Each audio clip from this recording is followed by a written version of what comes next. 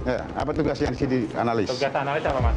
Tugas analis sih memverifikasi data sih Pak, selebihnya. Kayak kan banyak peminjam yang memasukkan data seperti KTP. Ya. Itu kita harus diverifikasi Pak. Kamu tawarkan apa sini? Menawarkan pinjaman dana, nama aplikasinya ada modal. Untuk datanya yang kami ketahui, yang kami kerjakan, data yang kemarin sempat download aplikasinya, namun belum sampai tahap pengisian data. Yeah. Jadi otomatis nomornya masuk kan, Ya. hari besoknya baru datanya masuk ke sistem, baru kami. Tadi kata manajernya dapat dari bank juga. Itu belum ya, kurang saya tahu. Nggak tahu ya. Iya. Jadi manajernya dapat data dari bank terus dikasihkan ke para pegawainya ini untuk Invite masuk sini. Tahan pakai tangannya. Ini, Mas. Nah, ini sedang apa ini, Mas? Lagi ya, penagihan ya. Coba diturunin sedikit. Nah, ini maksudnya apa nih, Mas? Penagihan ini? Customer-nya itu melakukan perawatan. Makanya penukiran customer-nya. Makanya udah ngeledek melawan.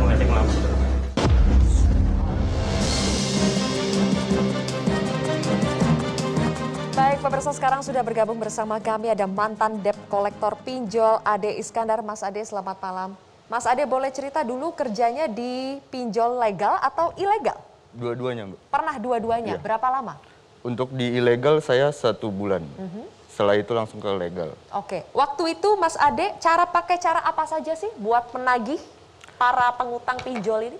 Jadi untuk pertama itu kita telepon. Yang utama. Saat telepon nggak direspon, kita harus WhatsApp. WhatsApp nggak direspon juga, kalau untuk ilegal kita wajib blast SMS. Kalau untuk ilegal apa? Wajib? Blast SMS ke semua Blast kontak. SMS ke semua kontak? Yes. Dari mana dapat kontak-kontak itu? Saat pengajuan itu kan mereka mengizinkan beberapa yang... Itu menjadi syarat ya? Iya. Untuk bisa mengakses kontak-kontak? Oke, Betul. dan memang sengaja dibuat syarat seperti itu? Iya, kalau untuk ilegal semuanya emang wajib diizinkan. Baru Wajib kita bisa diizinkan. meminjam. Oke, lalu isi SMS yang Mas Blas waktu itu apa? Banyak versi, Mbak. Coba versi yang paling brutal waktu itu apa? Versi yang paling brutal, cuman saya nggak lakukan. Itu telah membawa kabur uang perusahaan.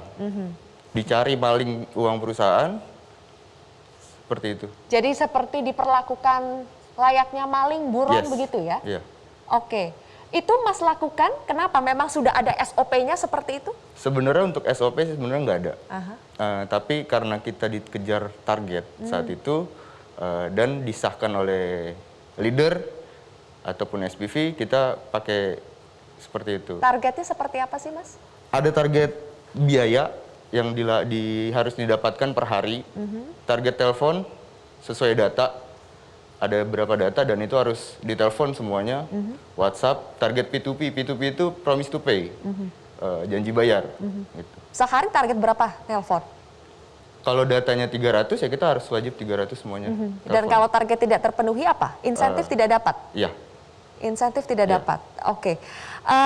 Saya ingin tanya ke Pak Ruby. Pak Ruby, apakah memang cara untuk mengakses data itu sering digunakan oleh pinjol ilegal? Dan kenapa sih data diri, kontak, foto, peminjam itu bisa diakses dengan mudah oleh pinjol? Baik. Jadi contohnya kalau di fintech atau pinjol yang legal, mereka melakukan KYC-nya, know your customer-nya secara legal. Dari data-data yang legal, dari data keuangan, dan background check yang legal. Tetapi kalau pinjol ilegal, pastinya selalu melakukan KYC-nya itu dengan mengaktifkan fitur-fitur yang kalau kami sebut spyware, yaitu mengaktifkan fitur-fitur untuk mengakses kontak, mengakses SMS, mengakses WhatsApp, mengakses galeri foto, dan lain-lain. Dan itu adalah ciri-ciri pasti yang ada di setiap pinjol ilegal. Dan kalau tidak disetujui ya tidak bisa masuk ya? Bukan tidak bisa masuk.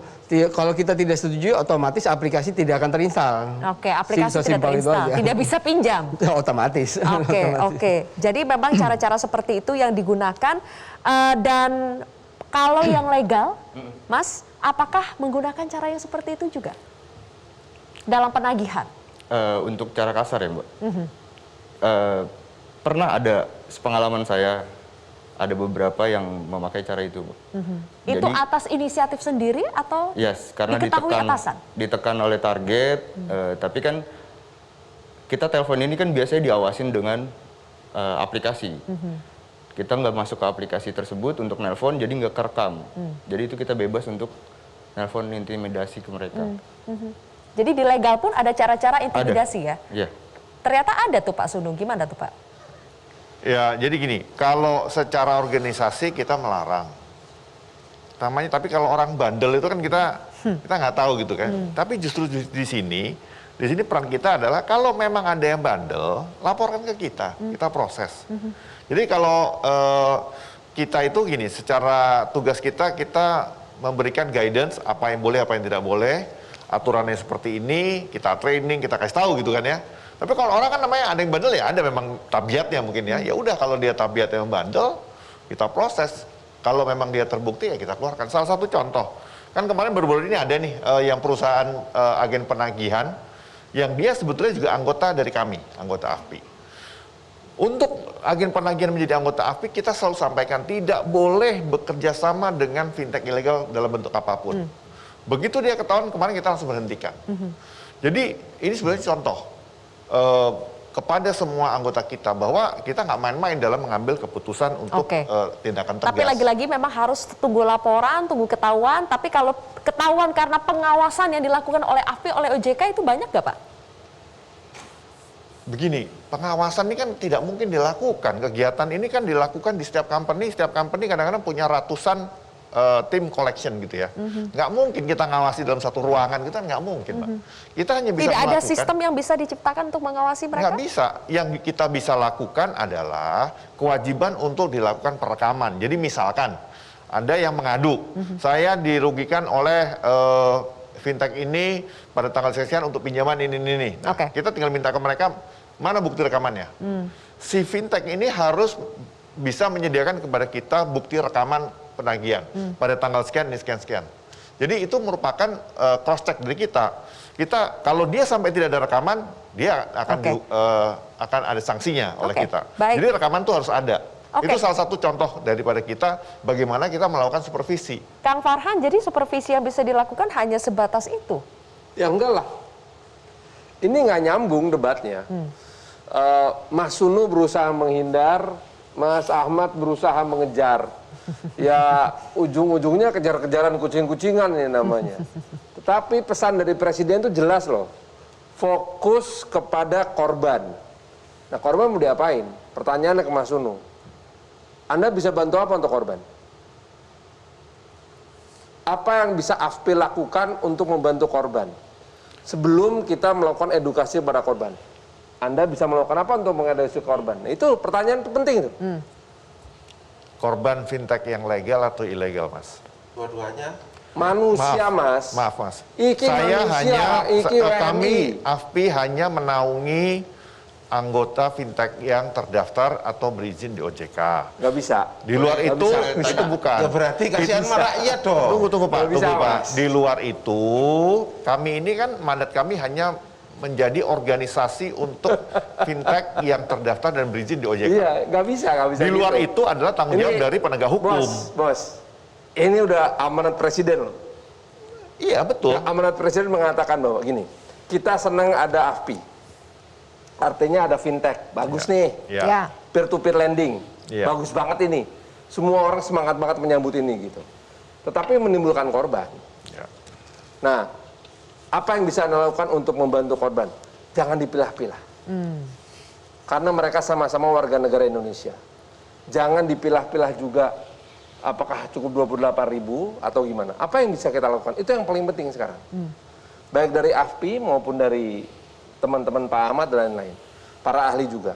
Sehingga dengan demikian jelas bahwa ketika kita fokus pada korban, itu yang akan kita lakukan.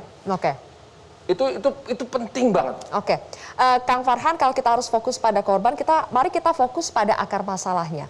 Perlindungan data pribadi ini bisa dicomot dengan mudah ternyata. Ya. Nah, kenapa masih belum ada solusi untuk perlindungan data pribadi kita sampai saat ini, Kang Farhan? Undang-undangnya ini memang menimbulkan perdebatan yang luar biasa. Sifat dari undang-undang ini adalah undang-undang yang sebetulnya berusaha mengejar perkembangan teknologi. Ketika teknologi ini dikejar sama undang-undang, peraturan, nggak akan pernah bisa kejar. Kita selalu 2 langkah di belakang pengajuan teknologi. Itu udah pasti. Bapak ahli hukum mana tahu itu. Dan begitu kita berusaha mengejar, maka itu akan terjadi. Perdebatan mulai dari otoritas pelindungan data, perdebatan mulai dari agregasi data, bahkan definisi data pribadi itu pun masih, kalau dibiarkan ini kejar-kejaran nggak akan berhenti.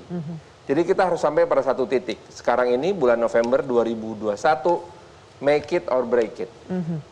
Bahwa kita harus mensahkan undang-undang ini. Apabila memang ada kekurangan, ada ketidaksempurnaan, maka harus dilengkapi dengan peraturan pemerintah yang pasti. Selanjutnya mesti diukur juga nanti apakah memang bisa melakukan judicial review atau tidak. Tapi yang pasti akhir November harus ada pengesahan. Oke, sejauh mana Mas Ade penyalahgunaan data pribadi ini pernah dilakukan Anda atau teman-teman Anda waktu itu? Biasanya kita wajib, sebenarnya sih waktu saya di training itu nggak boleh kita mengirim foto KTP kita sendiri, walaupun ke debitur itu sendiri itu nggak boleh. Tapi masih banyak melakukan kita foto KTP tersebut dikirim ke debiturnya itu sendiri. Itu wajib, jadi suatu kewajiban bahwa ke kontak darurat pun juga kayak gitu. Jadi mengirimkan foto identitas diri, Iya. disebarkan? Iya. Disebarkan. Sebagai bukti. Oke, kalau kliennya atau yang di bawah Pak Ahmad, Ya. apakah pernah sampai mengalami fotonya diedit, diganti dengan Gambar badan-badan porno. pornografi? Banyak, Banyak. sangat banyak itu. Bahkan hampir jadi kayak kewajiban itu. Disebarin, kadang kepalanya diganti, bawahnya foto porno kayak gitu. Itu kan hampir pastilah teror-teror seperti itu. Makanya kalau tadi saya bilang ya, sering saya sampaikan, sekarang itu saya tidak melihat pinjol legal atau ilegal. Sama-sama tidak benarnya bagi saya. Sama APFI, sama. Sekarang itu makanya saya bilang sama teman-teman semua, legal itu sekarang rasanya ilegal, karena sama-sama neror. Dan saya bilang, yang paling banci di sini itu OJK. Kenapa? OJK itu punya otoritas. Tutup aja semua, boleh kok. Tinggal rekom ke Kominfo. Tutup boleh. Oke. Sekarang kayak kemarin, pinjol legal, ilegal, berubah nama, ditutup. Loh, ditutup sudah tidak beroperasi, tutup. Tapi tidak ditutup, ganti nama. Oke. Tapi data kita terus bagaimana nasibnya?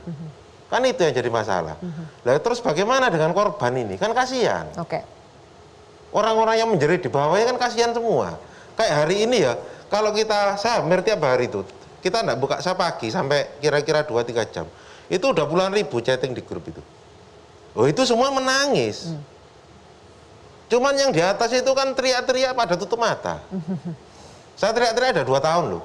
2 tahun. 2 tahun, enggak Oke. ada yang baru hari ini Pak, gara-gara Pak Jokowi ini aja. Baik, oke. Pak Helmi, jadi sebetulnya keluhan soal tidak diresponnya laporan-laporan warga dengan baik, kemudian juga berbagai modus yang sudah dilaporkan tapi tidak direspon dengan baik. Penindakan yang dilakukan oleh kepolisian, Pak, sejauh ini, apakah memang hanya menyasar kepada pinjol ilegal, kepada status mereka ilegal atau tidak? Atau juga yang legal tapi juga melakukan cara-cara kasar juga diproses, Pak? Ya, begini Mbak. Jadi yang diungkap oleh Bareskrim dan jajaran ini kita tidak melihat legal atau ilegal. Jadi sepanjang kita menemukan ada indikasi illegal akses, penistaan, kemudian maksudnya penistaan dengan menggunakan media elektronik, nah, itu kita lakukan penindakan. Kemudian kita lakukan pengembangan. Kalau kemudian setelah dilakukan pengembangan ternyata berafiliasi dengan pinjolnya pinjol legal, ya proses penyidikan terhadap pelaku-pelaku itu tetap dilakukan. Apalagi kalau ternyata pinjolnya itu adalah ilegal. Sejauh ini kita atau kami sudah melakukan pengungkapan tidak saja pada level operator, Mbak, tapi sudah pada layer atasnya.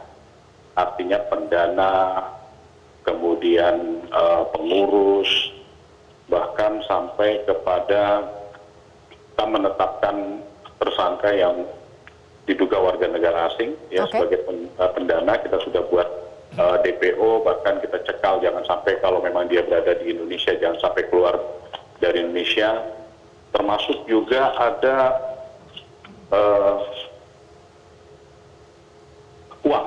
uang yang kita lakukan pemblokiran ini senilai kurang lebih sekitar 31 miliar yang sudah kita freeze, sudah kita siap untuk kita lakukan. Betul Pak, bahwa sumber dananya itu banyak yang berasal dari luar negeri? Nah ini kita harus lakukan pendalaman lagi. Dari mana sumbernya, bagaimana prosesnya, kami tidak bisa bekerja sendiri, kerjasama dengan stakeholder terkait, dengan Bank Indonesia, dengan PPATK, dengan OJK, ini juga berjalan dengan baik. Oke, selain dugaan bahwa sumber dana berasal dari luar negeri, server pinjol ilegal ternyata 34% itu berada di luar negeri, kemudian 22% ada di Indonesia. Benarkah karena banyak yang di luar negeri makanya sulit diberantas? Pak Ruby, boleh dijawab nanti. Kami harus jeda terlebih dahulu, pemirsa. Kontroversi akan kembali sesaat lagi.